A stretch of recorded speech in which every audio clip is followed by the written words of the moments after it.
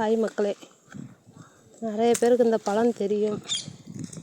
எங்கள் ஊரில் டப்பா பழம்னு சொல்லுவாங்க.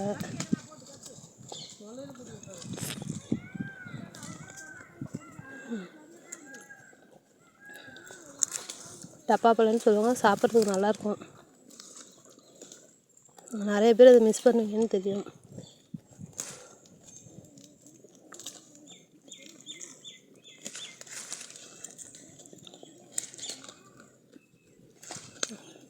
சின்ன வயசில் இந்த பழம்லாம் நாங்கள் தேடி தேடி சாப்பிடுவோம். இப்போ அதிகம் கிடைக்க மாட்டேங்குது.